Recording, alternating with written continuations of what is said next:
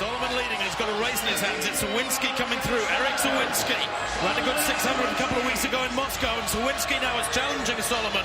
It's Solomon from Erik Sowinski, and it's Sowinski in blue. It's going to be a surprise result here tonight. The 23-year-old comes through. He was only a semi-finalist last year in the Olympic trials, 800 meters. Well, he wins there in 1:15.62. Does Erik Sowinski. And that, my word, is a new American record. He takes away the record from Dwayne Solomon set in Glasgow, some 3 weeks ago. 1:15.61, in fact, is confirmed. And he fed off the aggressive front running, the confident front running of Dwayne Solomon, who looks just a little bit nonplussed there. This is the Moonlight Graham Show, a freewheeling conversation with the role players, the underdogs, and guys with flat-out great stories in sports. Hello and welcome back to the Moonlight Graham Show. Once again, I'm your host, Tim Flattery, and we are bringing episode 66 of the Moonlight Graham Show to you this week with Moonlighter Erik Sowinski. And you're probably wondering, hey, haven't we had Erik Sowinski on the podcast before? And you are right. Back in season 1, episode 3, when we were just getting the podcast off of the ground, my brother Neil, and Will Tubal went over to Erik's house in December, right around Christmas, and we did the 3rd episode of the podcast with Erik Sowinski. But he's been a friend of the show for the last couple of years, and it's been really fun to follow his career. Most of the Moonlighters that we get on this show, their careers are in the past. Well, Erik was in town this last weekend for the United States Track and Field Championships, and the first stop he made while he was in Des Moines was to the Moonlight Graham Show studio. He spent about an hour with me last Tuesday night, and we talk a lot about what it's like to race for your paycheck each and every week. See, Erik runs on the Diamond League circuit over in Europe and around the world, and every week $10,000 goes to the winner of the 800. Second place gets $8,000. Third gets $6,000, and right on down, the top 8 get paid each and every week. And it's just such a cool concept that is his livelihood. He is good enough running the half mile in the world that he can make a good living, running the half a mile race each and every week against the best athletes in the world.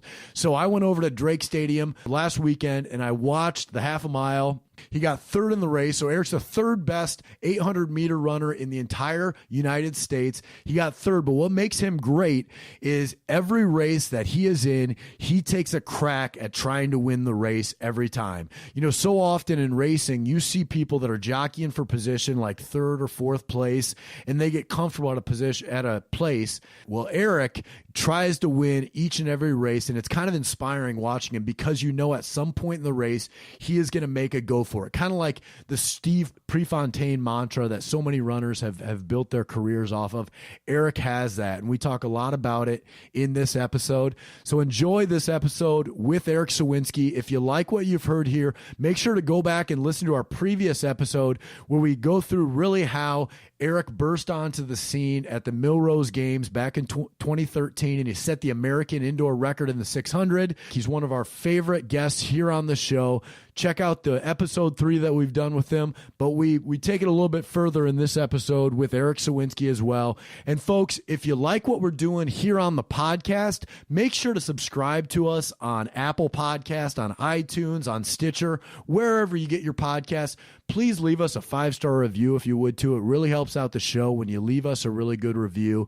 Make sure to subscribe on Twitter, Instagram, and Facebook to support the show. We love hearing from you guys each and every week. And also, folks, what we're doing every week, of course, is the Moonlight Challenge. Last week, the Moonlight Challenge was get out, play catch with your dad. It's always fun to play a little catch. Well, this week, it got me thinking. Erik Sowinski runs the 800 in a minute 45, minute 46 all the time. He covers a half a mile in a minute 45. And I thought, can I even hold a plank for a minute 45? This guy can run a half a mile in a minute 45. Can I even hold a plank for a minute 45 for longer than it takes Erik Sowinski to run the half a mile? And so I figured, let's do a planking contest. Longest plank this week is the Moonlight Challenge. How long can you plank? Send us a picture, send us a video. The longest plank holder will get a t-shirt. But more than anything, folks, enjoy this week's episode 66 with the Moonlight Graham Show. And also, if you want to support one of our sponsors, Ebbets Vintage, head over to ebbets.com, type in the promo code Moonlight10 for anything that you buy on that website. They just released a cool vintage Des Moines Merchants minor league hat. If you're interested in that, if you're interested in old vintage baseball stuff, head over to ebbets.com, type in the promo code Moonlight10, and that'll help out the show as well. Enjoy the episode, folks. And before we get to our interview, I got to take just a minute to talk about scissors and scotch. A few years back, a guy on my rec basketball team showed up for a game with the best haircut anybody on our team had seen in a while, and before too long, our whole squad was getting our haircut at Scissors and Scotch. It's the best male grooming experience I've ever had. You can go there to get your hair cut, shaves, trims, waxes. Heck, you can even get your shoes shined at Scissors and Scotch. And then after you get all cleaned up, head over to their bar for a cold one, some coffee, whatever drink you need in their private men's lounge. Scissors and Scotch, it's the best male grooming experience every man needs. Check them out in Denver, Omaha, Oklahoma City, and Des Moines. All right, welcome back to the Moonlight Graham Show, and we have in studio for the first time Erik Sowinski. Erik, you've been a Moonlighter before. You're a Moonlighter for life, but this is your first time back in studio and our first two-time guest. Nice. So congratulations. Quite the honor. Now, first of all, what do you think of the studio? It's awesome. Just seeing the array of people that have been on the show, a lot of people with Iowa ties, it's pretty cool. So when you're out on the race circuit or in track, you've been a part of the Moonlight Graham Show for a couple of years now. Do you ever think that guy would make a good Moonlighter story when you see a good underdog? Yeah, every once in a while. It's definitely one of the podcasts that I've got on my phone, subscribed to, so when I'm on the road, I listen to it all the time. Appreciate that. I definitely see some people. You came up in a podcast episode recently. We had the state track meet, and we had, of course, Mike J., the voice of American track and field, on as our guest for that episode that week. And we asked Mike J., who's your favorite athlete that you've seen? He's seen so many guys and so many on both the Iowa stage and the national stage. And he said, Erik Sowinski is probably my favorite runner. How's that make you feel for a guy like Mike J. to say that? Oh, it's awesome. Mike J is a great guy. Mike J is a great friend. We actually live like 200 meters away from each other in Iowa City. So I get to see him a good amount. He knows my family pretty well just through, me being a Hawkeye and my journey through track and field. So, it's definitely awesome to know that. One thing Mike J said about you was the reason he loves to watch you run. And I've watched a ton of your YouTube clips. And he says Erik Sowinski is a guy that always goes for it, that goes after it every time. What's that mean?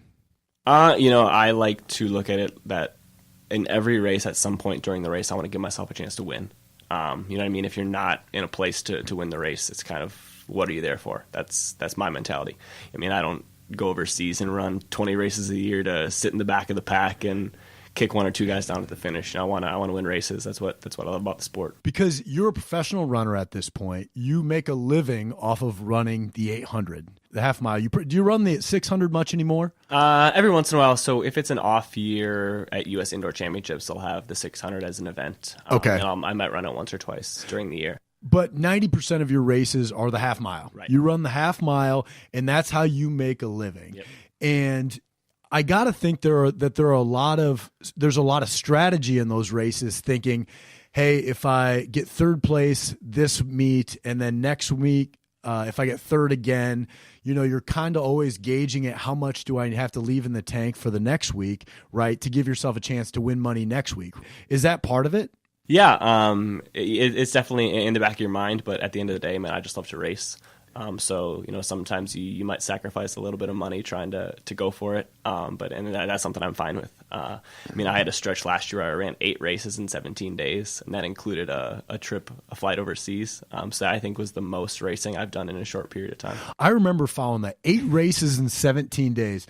Tell us about, what that's like. Because to me, it's like, well, I could run an 800 every other day. How much of a toll does that take on your body? It's definitely crazy. I think it might have even been more mental than physical. I'd race at 8 p.m. most nights, I would say, was when around the races were. And then by the time you get to bed, it's midnight, 1 a.m. You're waking up at 5, 6 a.m. to travel to the next country. You're getting there at 3, 4 p.m. and then you got to do it the next day. So it was definitely mentally challenging. But after doing that and how successful I was in that trip, I kind of just reinforced that I'm able to do that. Now, what cities did those races take place in? Do you remember that?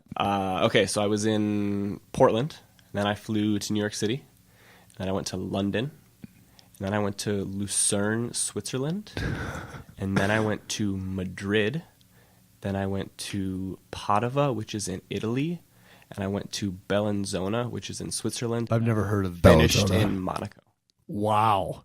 Monaco's got to be a pretty cool place to race, right? Isn't that country just loaded? It was crazy.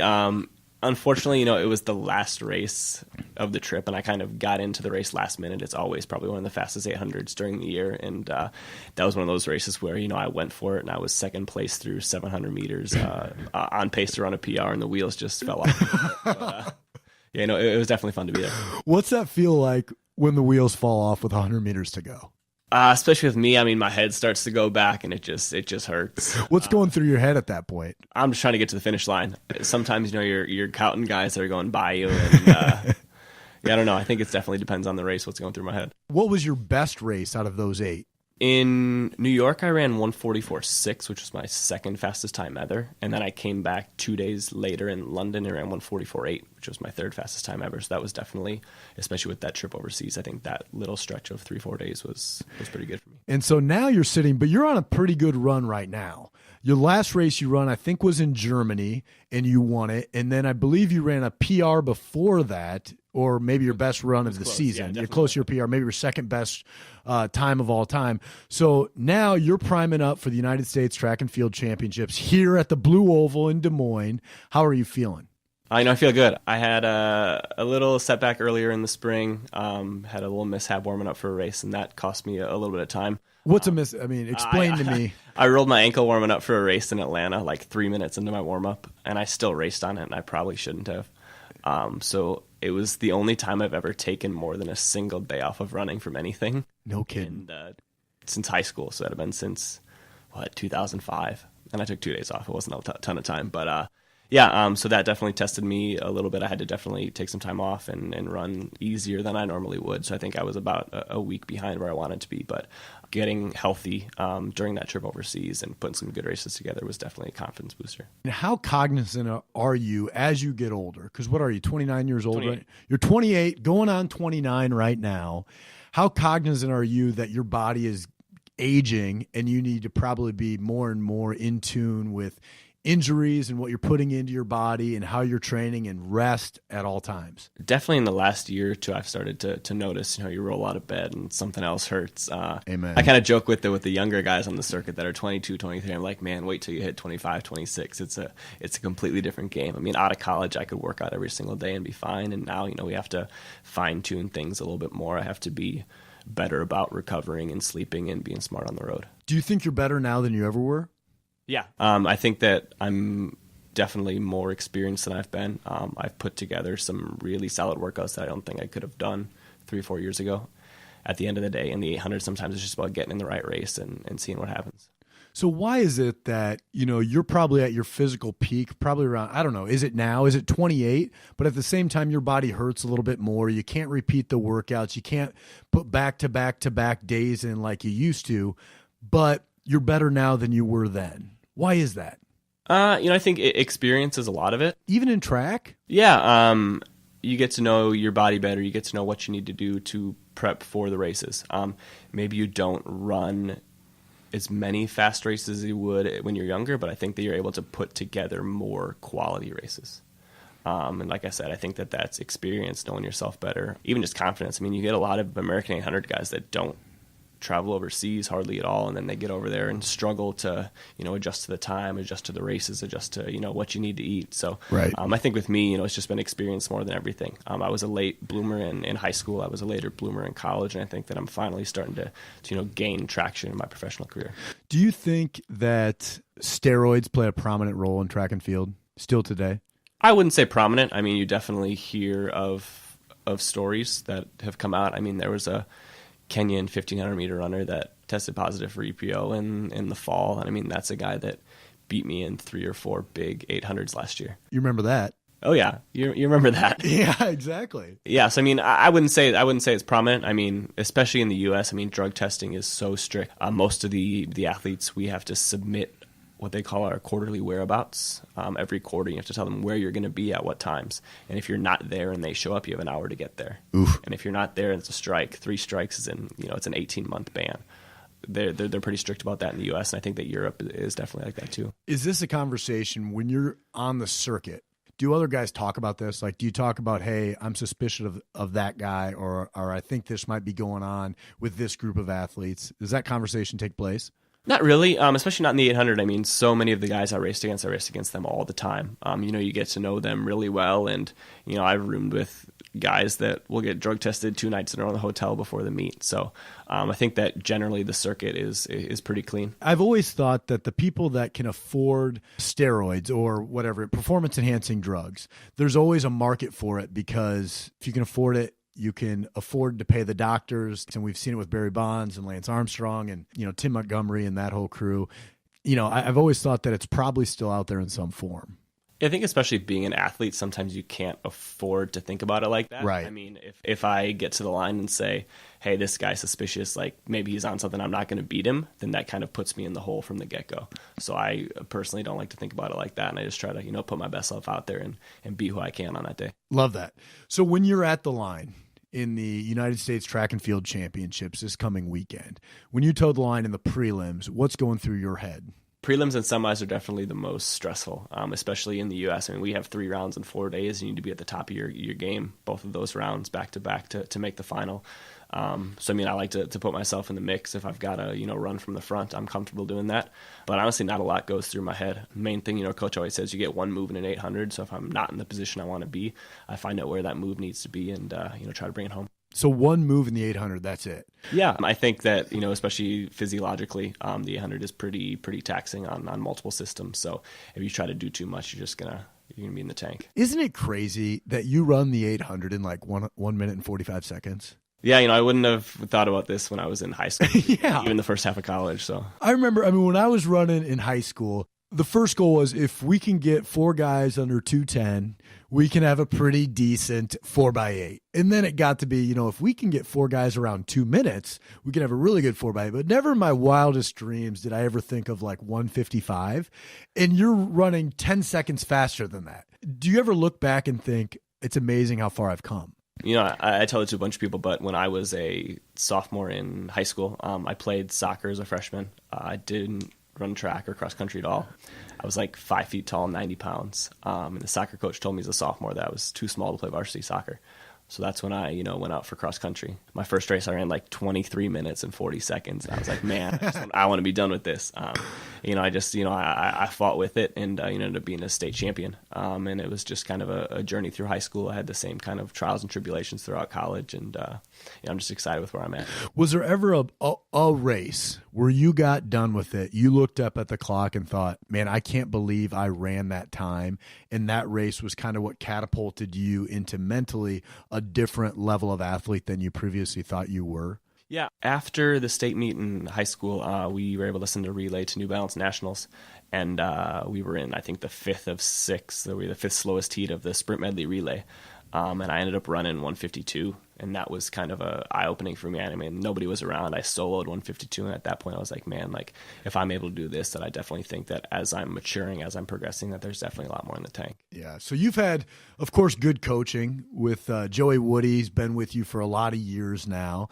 And of Joey Woody, of course, coached my brother Neil, coach Will Tubal, friend of the program. And Neil's bachelor party a couple weeks back, Neil's getting married here at the end of June.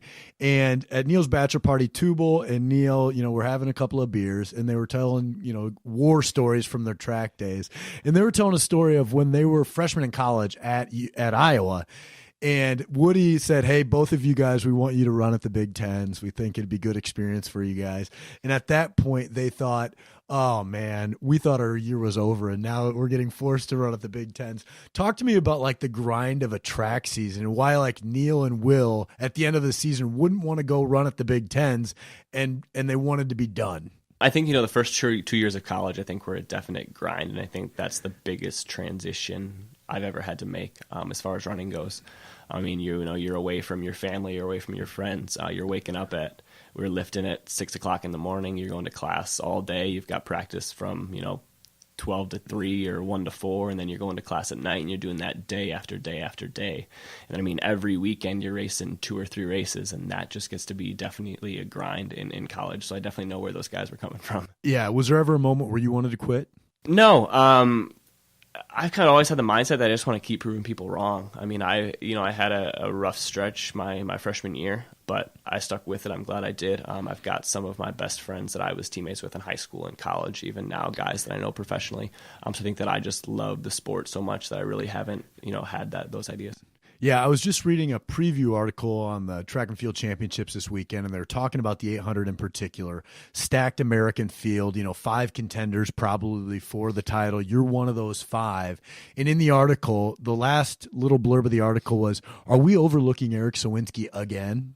Like, yet again, why do people keep overlooking you as maybe the favorite for the 800? I think probably I haven't won an outdoor title yet. And I mean, that's been on my mind. I've been second, I've been third, I've been fourth.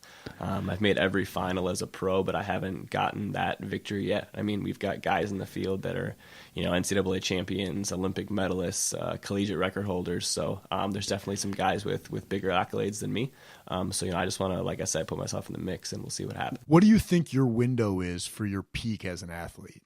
Especially in the 800, they usually say anywhere between 27 and 32. So I think that I'm just kind of starting to get in that range. I've definitely been healthy, so I think that hopefully I'll be able to prolong that a couple years. Is the goal then the 2020 Olympic Games? Yeah, I mean, that's definitely a goal. Next year, World Championships would be big. 2020 Olympics is probably the pinnacle. And then, I'd even like to run through 2021 when World Champs are in Oregon. So you kind of have it mapped out already. You're talking 2021. In your head, do you kind of know how you would map a year out based around peaking at the right time?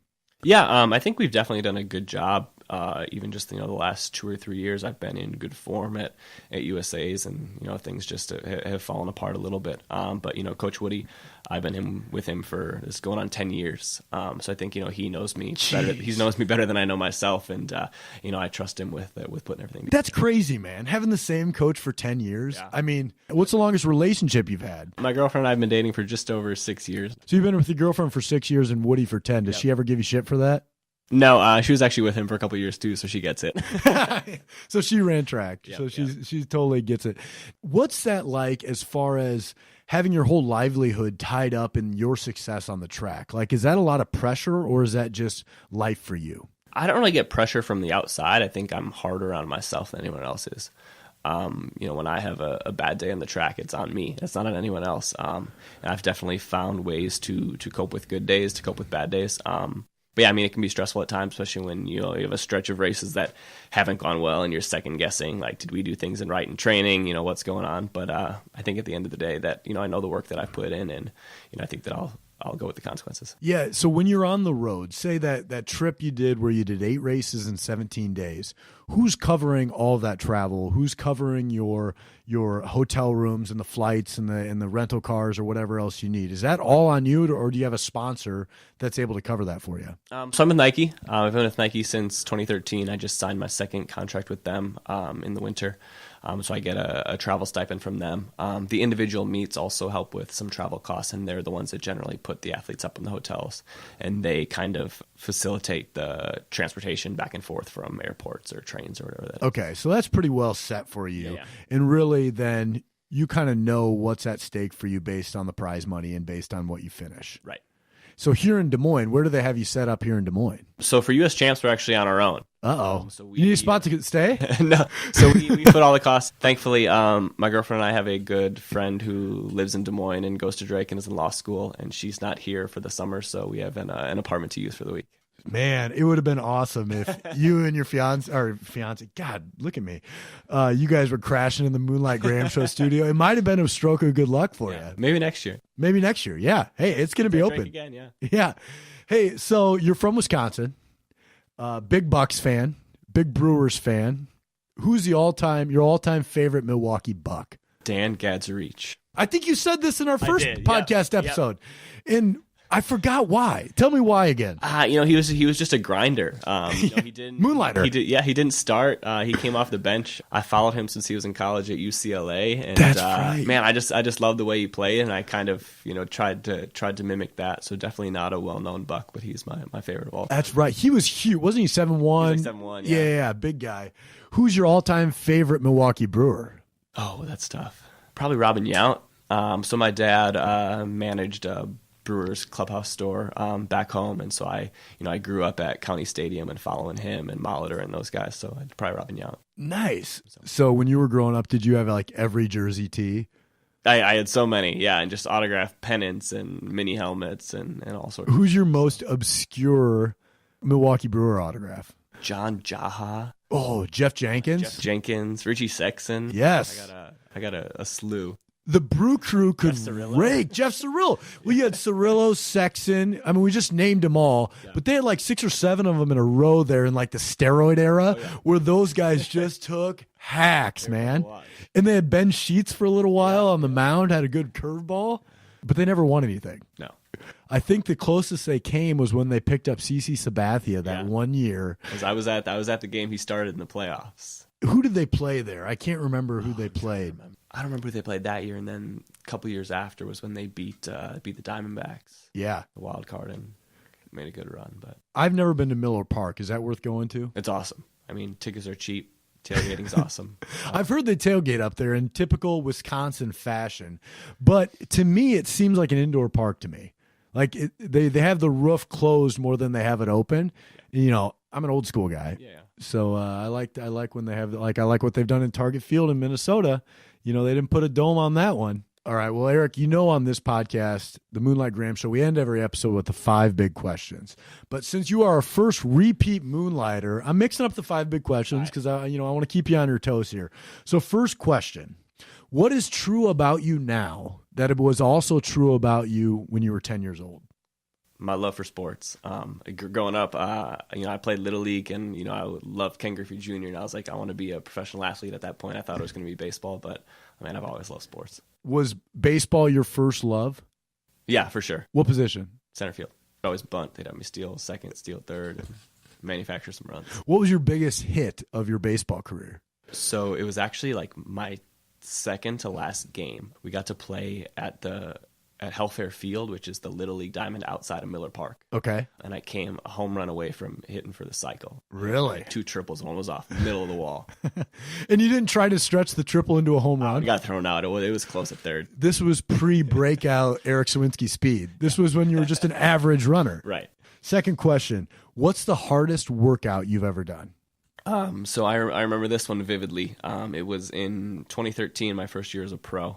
And I did 4x400 with 5 minutes rest, and all the reps were at 51 to 52 seconds.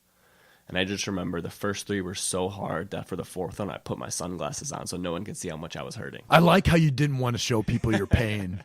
Show no pain. So let me get this straight. So you did 400s with 5 minutes in between each one? Correct. And they were all at 51 to 52 seconds. So you had some pretty good rest time, right? But you're pushing it pretty hard on each one. Yeah, I mean that's 95% effort. So the first 2 were okay, and then after that it started to hurt. Were you doing it alone? Yep, I do everything on my own.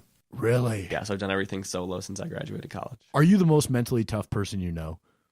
I wouldn't say that, but I think I'm pretty mentally tough. What's the closest you've come to breaking mentally? Was it that one? I mean, if you had to put your sunglasses on, that's a sign. Yeah, it's probably. If you were a relief pitcher and you put the sunglasses on, I'm getting the bullpen loose at that point, probably. Yeah, for sure. Speaking of that, this is not one of the 5 big questions, but is there anything in sports that you would compare another job in sports to what you do? Like I was thinking maybe a closer that throws all of the time, but even then I don't think it's necessarily comparable. Like a golfer, maybe? Yeah, a golfer. I mean, they're on the road a lot, and a lot of their success is dependent on how they do, and spending a lot of time on the road in hotels. I guess that would kind of be close. But they're not pushing themselves physically like you are. Sure. I guess in a mental sense, it'd probably be. I think what you're doing is completely unique. Yeah. I mean, I'd compare it to like a high level reliever. Yeah.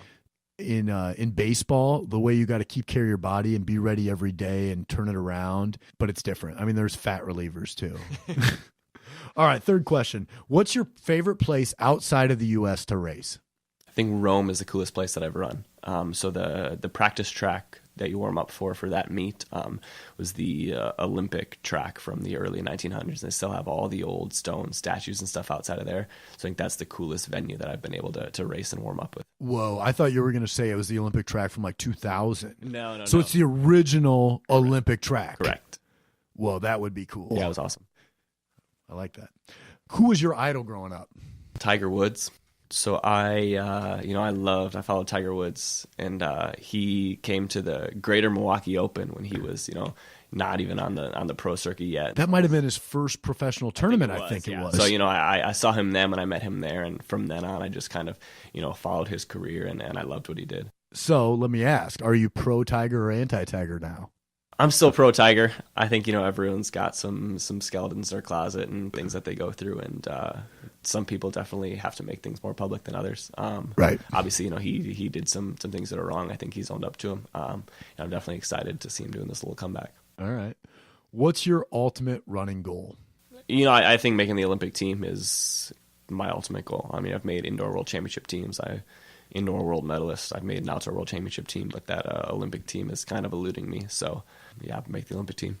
Do you see yourself getting into coaching at any point? So I've actually been assistant coaching at a high school for the last 2 years.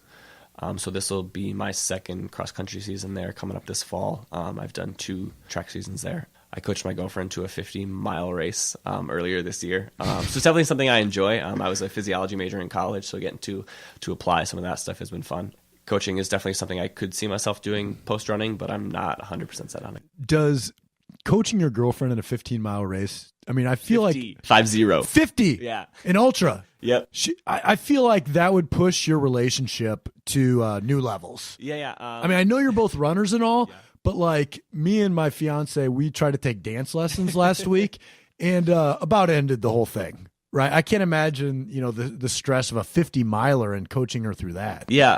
And it went really well, so I'm glad. But, I mean, there was definitely some, me questioning myself as far as riding this training went, because it's something that was new for me. I'm glad that she was open to having me do it. I think it definitely, helped our relationship. Last question, Eric. Have you ever been starstruck with anyone that you've met, either in the track and field world or outside of it? Because I got to imagine you've met some pretty cool people around the world. In running, just meeting and racing against David Rudisha. I mean, the world record holder in the 800. Just the way he carries himself, I think that was the one time I was definitely starstruck as far as track athletes go. Yeah. Like, have you ever met Carl Lewis or Michael Johnson or... I've actually I've met both of them, but it was when I was younger, and I don't think I could relate things as much as I could now. I think if I would meet Michael Johnson again as a pro, I think it would be a different experience. Right. Well, Eric, thank you for coming in the Moonlight Graham Show studio. Hey, we wish you the best of luck. We'll all be watching this coming weekend at the United States Track and Field Championships. What's cool about your relationship with the show is most of the guys we get on this show are washed up, right? They're a little bit washed up. They're telling their glory days stories. And you're a guy that I know here on the podcast and all of our Moonlighters enjoy following and cheering on throughout. So thank you for supporting the show, and thanks for coming on again. Yeah, thanks for having me. It was awesome.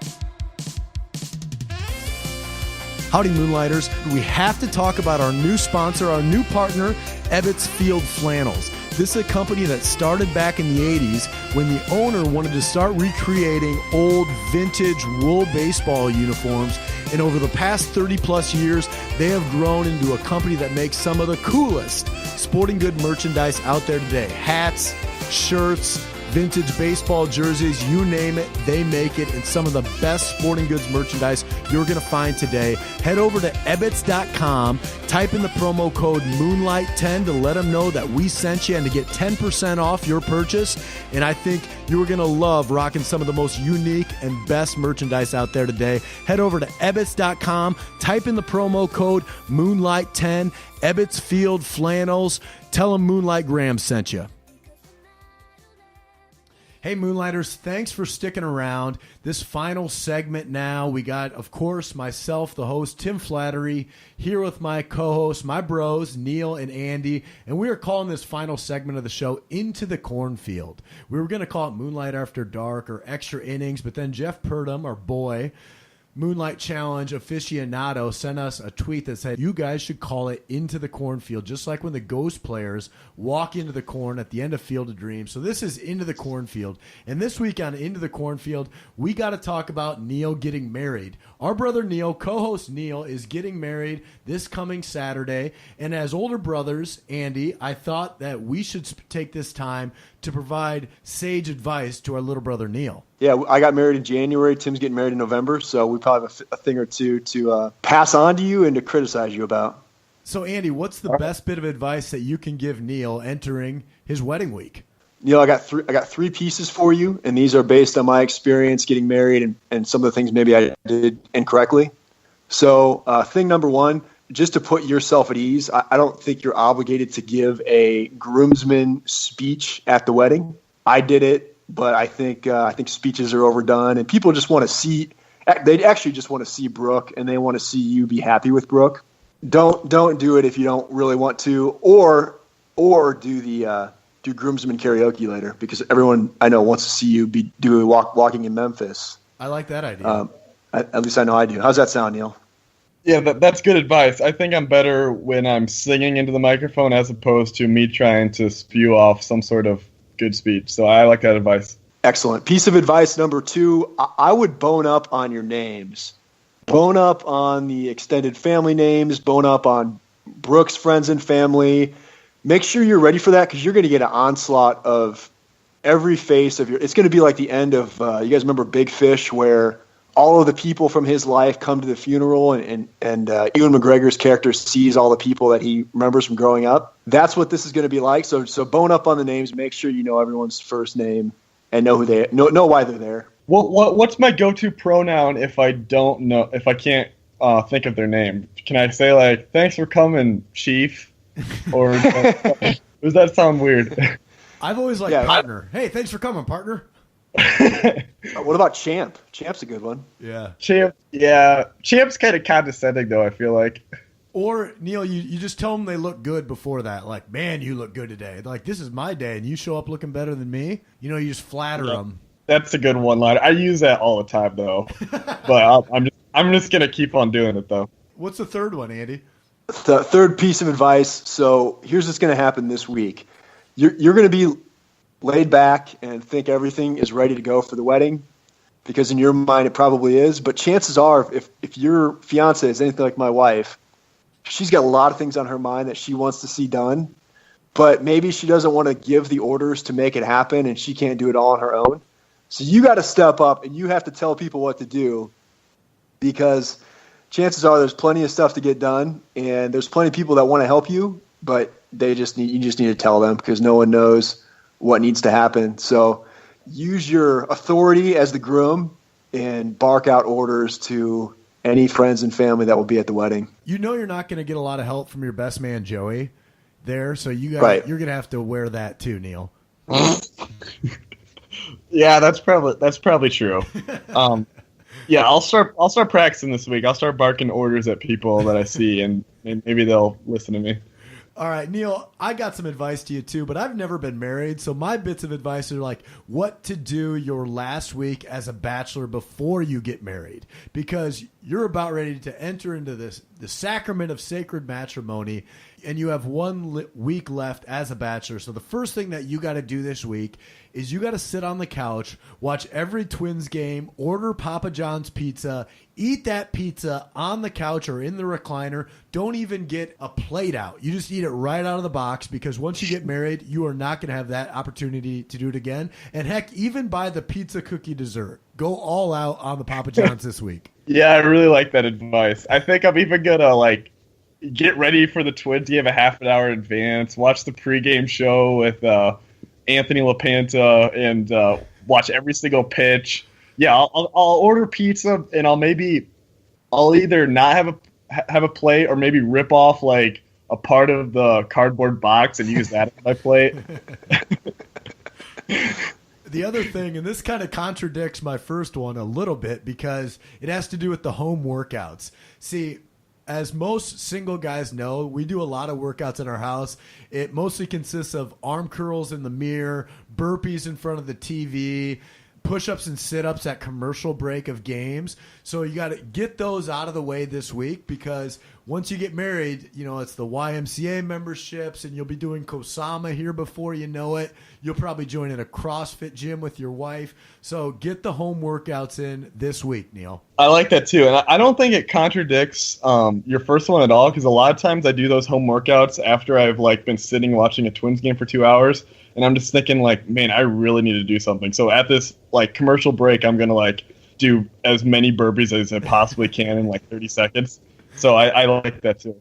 Last bit of advice I got for you, Neil, is you're going to be sharing a bed with your beautiful bride, Brooke. How about that alliteration? With your beautiful bride, Brooke, here in a week. So use all of the space of the bed. Hog all of the pillows, spread out over the whole bed, because once you get married, as Andy can probably attest to, you're not going to have that same freedom in the bed anymore. That's good advice. Yeah, Neil, we use like 20% of the bed right now, because my wife is a stage 5 clinger. So I can attest. Use all of it. So, Neil, the final question is, how are you feeling the week of your wedding? I feel good. I am starting to get a little nervous, maybe just for the day itself. I talked to you guys a little bit earlier, but I know that I'm not, the main event. Brooke is going to be, the spotlight's going to be on her, and I'm just going to be off to the side in her shadow. But that being said, I still am worried that maybe I'll do something stupid, or the mic gets handed to me. I'll say something stupid, but maybe I'll take Andy up on that advice and just not say anything, or maybe just say a little bit. Other than that, I'm looking forward to seeing all my friends and family. Really, is there any other time in your life where you get to see all your family, all your friends in one place, celebrating one of your most important days in your whole life? I think it's going to be something that's really special. I'm looking forward to it. Yeah, it's going to be so much fun. I can't wait for the weekend. I can't wait to welcome Brooke into our family. We're all really excited for you, Neil. So, say a prayer this week, get a good workout in, make sure you watch all those Twins games. It's going to be a great weekend. And as always, folks, thanks for tuning in this week to the Moonlight Graham Show. Make sure to subscribe on iTunes, Apple Podcasts, Stitcher, wherever you get your podcasts. Leave us a 5-star review if you would. Make sure also to follow us on Twitter, Instagram, Facebook. Head over to our website at moonlightgrahamshow.com.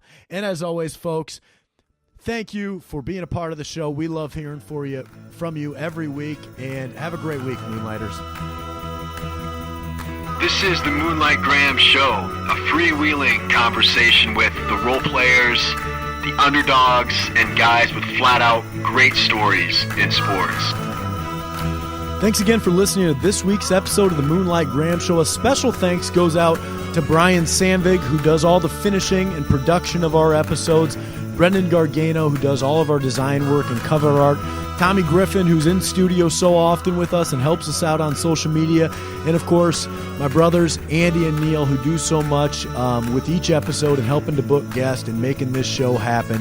So, but most of all, thanks to you, the fans, the Moonlighters out there who listen each and every week, and a special thanks to our sponsors, Scissors and Scotch and Ebbets Field Flannel. And as a reminder, head over to Ebbets.com, type in the promo code Moonlight10, and get 10% off your next purchase at Ebbets.com.